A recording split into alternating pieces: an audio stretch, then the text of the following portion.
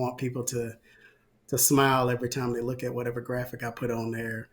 That series where I started trying to figure out how to make my work look like my paintings.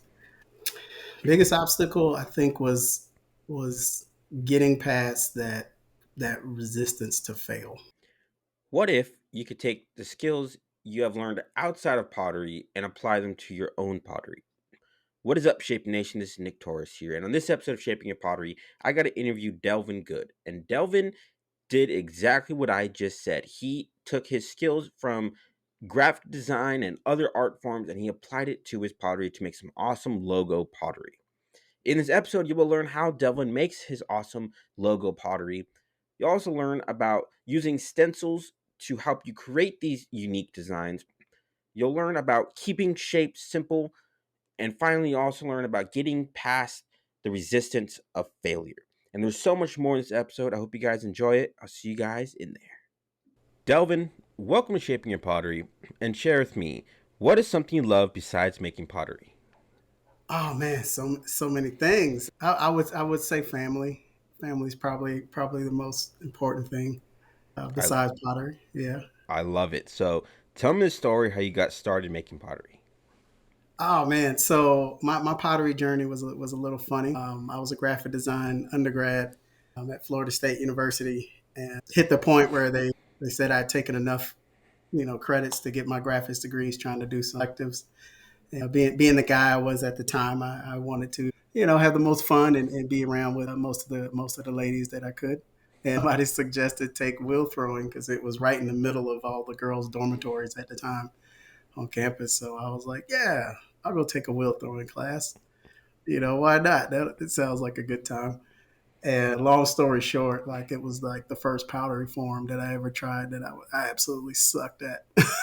I was so bad, the instructor even gave up on me. At one point, he even told me, he's like, you're bad, bro. Like just hang out in the corner on your wheel, do your thing for 3 hours of class, and we'll see you at the end of the semester. So yeah, that was my start into pottery. Funny enough. I love that. So you contribute your growth as an artist to attending the MFA program at Fort Hays State University. Tell me more about this. So Fort Hays was awesome. So when I went to Hays, I was in the military. I'm still in the army actually, but moving all the time, moving every 1 to 2 years. So I needed to find a master's program because I needed a master's to continue to progress in the military, and I wanted to try to get it into ceramics because rewind it back to my time at Florida State. Like I didn't take it serious because from that teacher and everything, but I did end up taking it serious eventually towards the end of that semester and ended up teaching and all that fun stuff. But I never really gave it its due diligence before I graduated undergrad. So I wanted to try to find it, now years later, removed, a lot more mature. I've got a family and all that stuff, and wanted to give the craft its due diligence. So I was like, I want to do it in ceramics because the Army didn't care what I got a master's in. And I was like, I'm going to take 10 minutes and try to find a university that'll let me get a master's in ceramics and not be present at the university. And I was like, I'm just going to, well, actually, I said I'm going to give it 30 minutes. That's what it was. I'm going to give it 30 minutes sitting at my desk. I'm just going to make phone calls for 30 minutes. And if I can find it, because I never heard of it, but I was like, I'm going to try. The second phone call I made was Fort Hays State University. And the instructor picked up the phone, Linda Ganstrom. She picked up the phone and she was like, submit. So I was like, great, I'll do the submission and we'll see what happens. And that program and the way it was constructed, the way you do your assignments, just the whole setup for the program allowed me to be like who I am to the day with DGIT Art. And then now working for Speedball is pretty awesome. So, how did it help you with developing your style of pottery? So the way they do the assignments, and I think it's based off of that, and I still do the assignments, not assignments, but I still work my projects to this day like that. And it's called problem statements. And at first I was a little confused my first semester. I was like, problem statement. And it's all about, you have a lot of leeway in the curriculum as far as what you produce each semester. And it's all about solving problems. And so it was assignment after assignment after assignment. And then for me and my art style that I currently do right now, heavy graphics, heavy everything, that was one of my problem statements is how can I make my ceramic work look like the paintings and and all the other commission artwork that I was doing at the time, like, cornhole sets and water bottles. And because I have a huge painting background, and I was like, I want my ceramics to look like my paintwork. And that was one of the problems that I solved in the class. And there you go. That was the beginning of Deacon Art ceramically. Like, yes, now I figured out how to do this. And it was all because of that curriculum pushing me as an artist that way. So we're going to talk more about your pottery in a little bit. But for now, what is something you learned while getting your MFA that you still use today? Don't be afraid to fail. Like failing is okay in the program. Like, it doesn't matter. Like, if you, whether it was successful or not, you needed that process of going through that series of work to get to the artist that you are. Like, failure is 100% okay. It is a part of the growing process, and document the failure as well. Like, because I started doing pretty robust sketchbooks during this program as well. And by documenting those failures, like, there'll be like a piece that I want to do, like, now that I did like maybe 2, 3 years ago. I'll go back and look at my notes. I'm like, oh, hey, 2 years ago you did this. This was wrong. You remember you wrote it. You wrote it down. Most of the time, I'll even draw a picture of the failure. Like, oh, this is how this went wrong. And then now I pick up from those lessons learned and add it to the skills that I've learned since that time. And then the projects are that much better. I absolutely love that. I kind of did the same thing with my sculptures that I've been making. Like when I first started making them 9 months ago, I took a picture every single time I made them, and I got to see that progress of Yeah. like every failure. I love that so much. So you mentioned earlier that you're also a speedball professional artist. Tell me how this came to be. So speedball, that was pretty cool. Actually, how that came to be, it was really just, I. Funny enough, I took a again, I hit a point in the master's program where they're like, hey, you've taken enough to get your ceramics degree, outside of thesis, start taking other things. Again, my professor, Linda Ganstrom, she suggested that I take social media marketing courses. And so I took the courses. It was pretty eye opening as far as social media goes. And I just started not really implementing too much, but I was like, I'm going to pick Instagram, and I'm going to start implementing some of the things that I learned from that course. Videos, doing, trying to beef up the quality of my videos and stuff on my feed, and being more interactive on social media. Like, not really like, kissing anybody's butt or anything, but just, hey, you see something you like it. If you want to comment, stuff like that. And Speedball at the time was coming out with some new underglaze, their newest underglaze line. So I was like, oh man, I love these colors. I was already thinking in my head, I'm going to switch to Speedball. That's that time anyway. I was using other brands, and I was like, I'm going to give Speedball a try. And within a couple of posts and showing things, and doing things a little bit more intentful with my content, I was contacted by their media marketer at the time, and was like, hey, we kind of like what you're doing. And I later found out it's because I was using the Speedball bats. It had nothing to do with the work I was doing, because I actually wasn't using Speedball at the time. I was just using the bats and the wheels, because I've always had the Speedball brand wheels in my studio. And that's what brought them to me. And then we started working together, and all that. And then once we kind of went back and forth, they sent me some samples, and I had already started switching, kind of figured out how to do the graphics on my work, on my ceramics work, and then using that in Speedball underglazes primarily. Like that was great. And so now that relationship spawned into me joining their professional artist network, which was really awesome. I love hearing about that. So let's talk about your pottery. In one sentence, can you tell me what you make? I make I make I make rewards for people. I love That's it. what I'm that's I what I make. love it. So tell me a story how you started making the pottery that you make today. So that's what it was. It was back to one of those projects, and in the MFA, and it was really like, I want to be able to, because I use a lot of stencils in painting, and then you just mask it off, you spray paint peel it, mask it off, spray paint peel it. You have the primers and all that other stuff, and I was like, well, I should be able to use that same stencil kit that I create with the vinyl and all this stuff for, like I said, any of the painting projects I was doing. I should be able to do this for ceramics. And once I figured out, like, hey, I can actually use this, the same stencil kit that I use on this 4 foot painting, I can use it on this 6 inch cup. I just got to scale it down. Maybe the series of laying the stencils are a little bit different, And then just like spray paint is what I primarily use when I'm doing my paintings. I was like, well, maybe I can switch it and use an airbrush gun because then I can get that same smooth look on my work, no brush strokes. And then once I figured out how to, tailor underglazes to spray and an airbrush, like that was how the work got there. And then with the heavy graphic design background, like I'm a graphic design undergrad with with a master's in ceramics. So combining those two disciplines together, and like I said, just the humor and just having fun with it. And you know, I spent a little over 20 years in the military doing artwork for people and doing their gifts for people as they leave and go to another unit.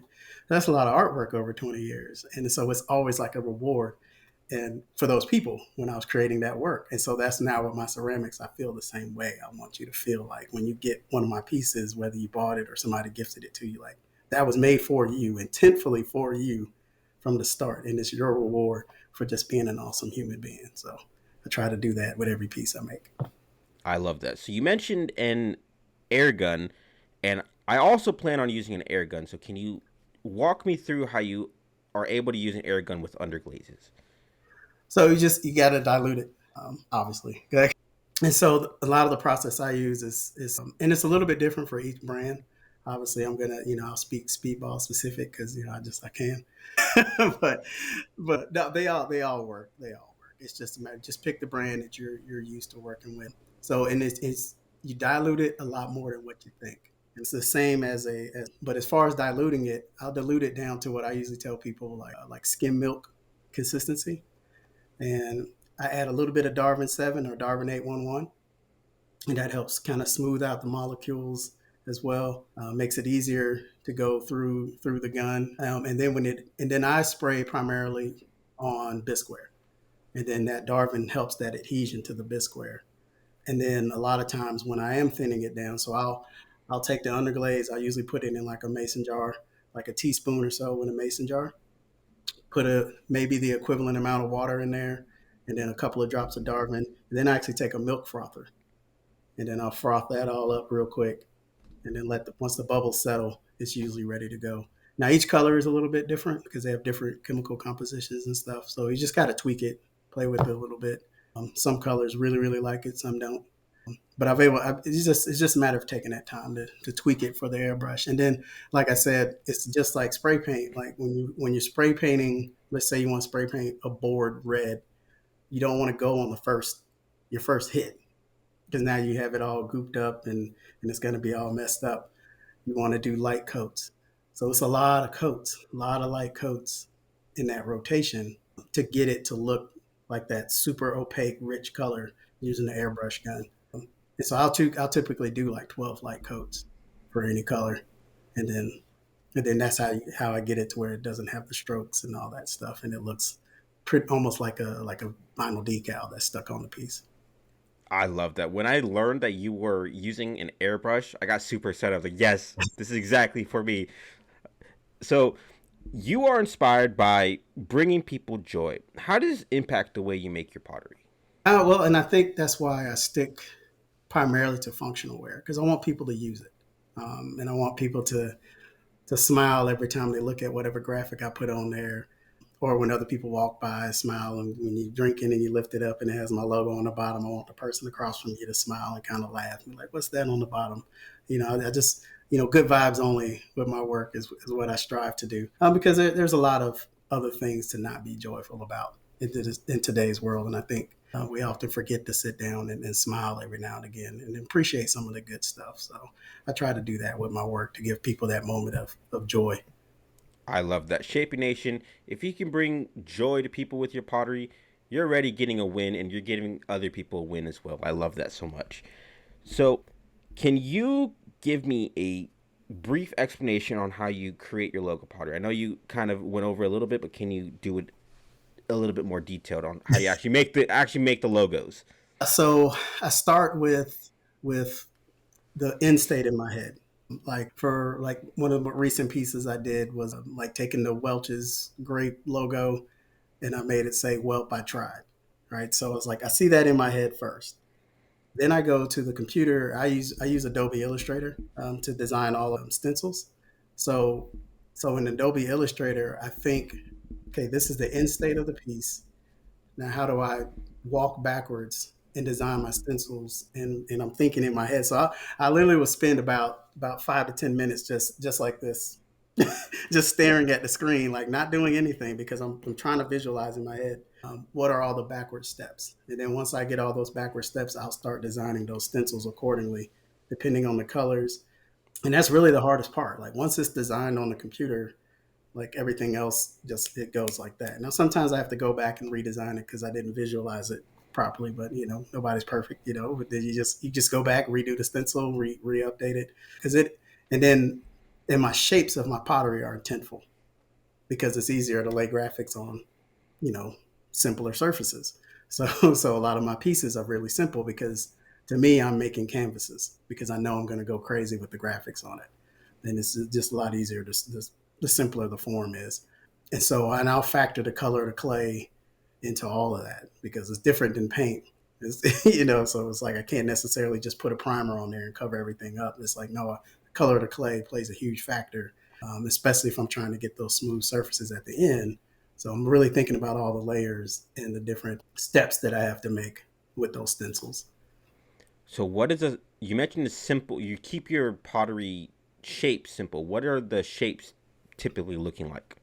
I just so that's why I typically do like cups, mugs, tumblers. So just cylinders, and then I'll get crazy and make a bowl.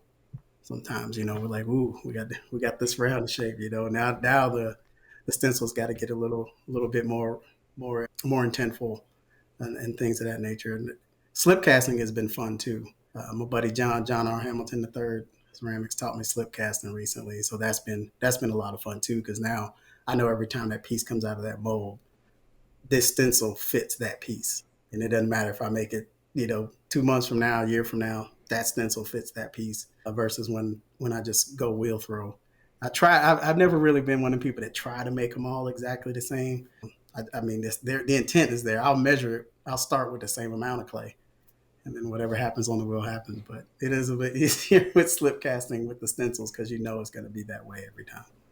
I love that. Shape Nation, sometimes the best thing you can do is to keep your shapes very, very simple, especially if you're doing some more intricate work after the fact as well. I love that.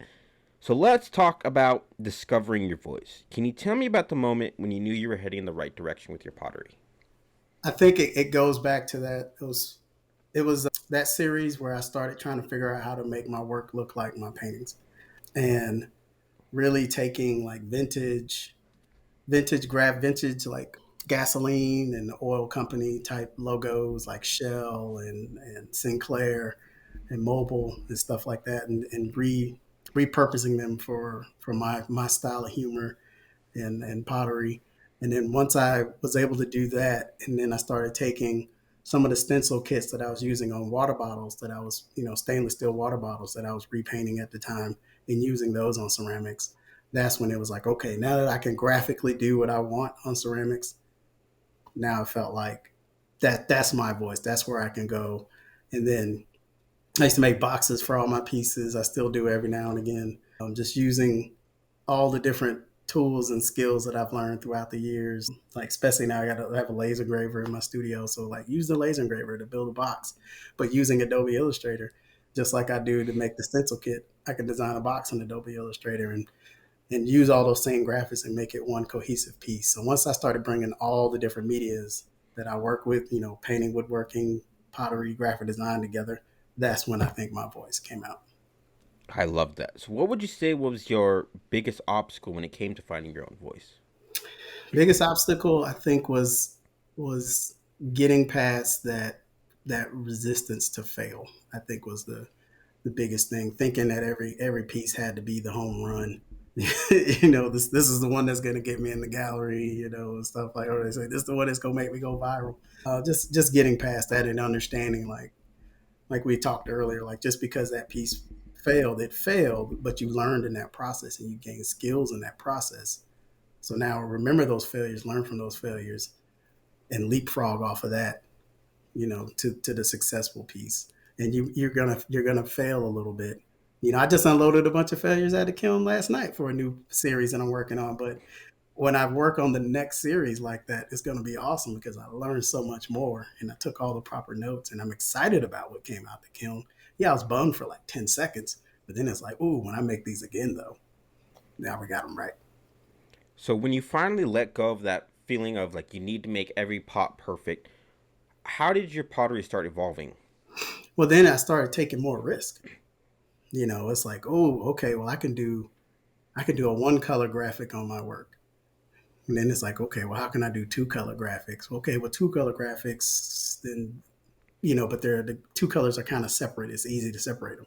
And then it's like, no, I want to do three color. I want to do four color. I want to do gradations. I want to do all of it. You keep pushing yourself, and that's the fun part of getting loose of that, getting rid of that fear of failure is because then you pretty much unleash your inner artist to do anything and everything and just have fun with it. And then, like I said, take good notes as you go. And you'll be amazed at what you come up with. I absolutely love that. Shaping Nation, if you get over that fear of failure with your pottery is going to grow exponentially and you're going to find your voice so much faster that way. I love that.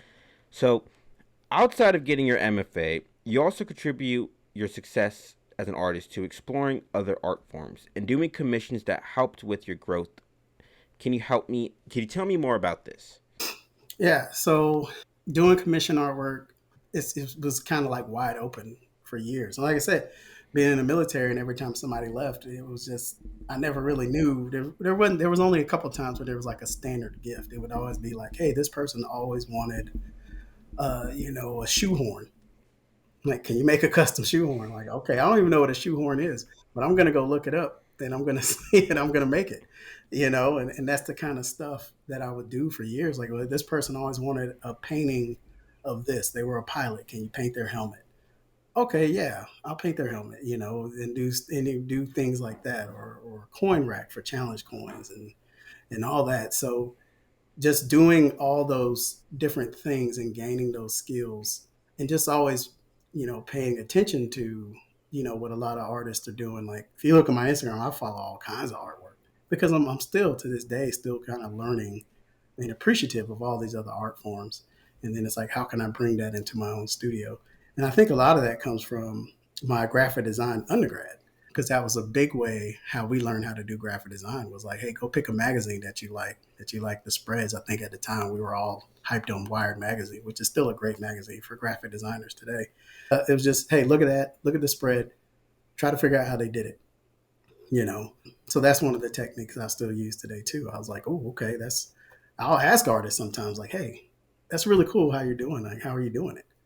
You know, and sometimes they'll share, sometimes they won't. But there's nothing wrong with imitation to get to where you want to go. So, I meant to ask you this earlier, but how did your background in graphic design help you with your own pottery? So I think we obviously with the graphics, like, because it made it that much easier because I already understood the graphic side of it. And then when I sell my work, a lot of times I'll accessorize the crap out of it. Like it'll be stickers in there that I've all designed, keychains. Like I said, the boxes, I used to make the boxes, like all kinds of crazy stuff I like to throw in there that all comes from my graphic design background of tying all these different elements together with the end state of providing you that reward when you get the piece. And so that's how I think the graphic design helps, because just understanding that side of it, understanding the graphic design side of marketing, and then actually having taken marketing classes, like it all just kind of came together. I think, and then once I figured out how to make it kind of a cohesive relationship, that's how the work got to where it is today. I love that. Shape Nation, if you have skills outside of pottery and you can figure out a way to put that into your pottery is going to look that much better. You're going to also be a way ahead of the game as well. I love that. What advice would you give to someone trying to discover their own unique voice with their pottery? I would say two things. One is, you know, look at what other potters are doing. There's nothing wrong with saying, "Hey, I want to do graphics like Dell is doing." People reach out to me all the time. They reach out to me. I don't hide it. I'm like, this is how I do it. There's nothing wrong with that, because I know, and I've taught several people how to do what I do, and they don't make work that looks like mine. They just take that skill that they've learned and go make their work with the skill set or the equipment. And I think it's a beautiful thing. And then the last thing I tell people is like, you got to understand that, especially when it comes to art, nobody can bring to the table what you can bring to the table. Like you are the only one that can put your artwork in the world. Like that is a beautiful thing. Nobody else can do what you can do because I don't know your experiences. I don't know your skill set. I don't know what drives you. It's totally different than me. So why wouldn't I share what I can share? Because you got to understand that you're the only one that can bring to the world what you can bring because you're the only you. So I would say be encouraged by that for sure. Absolutely. Great advice right there. So, as we are coming to a close here today, what is one thing you want to hammer home with my audience? One thing is just be dope. That's the thing. Just be dope. Just make work and just have fun with it. Don't set any expectations when you go into the studio. You know, have a plan, but be ready for that plan not to work out. Kind of like how you think it's going to work out. But understand, even if it doesn't work out, you learn something in that process. Like that failure or success are equally valuable. And I would even say maybe the failures are more valuable than the successes. Absolutely. Delvin, it was so great chatting today. Where can my artists go and learn more about you? Primarily on Instagram at dgoodart, DGOODEART. That's pretty much where I post everything. Got a lot of cool stuff coming up, but that's the main spot right there.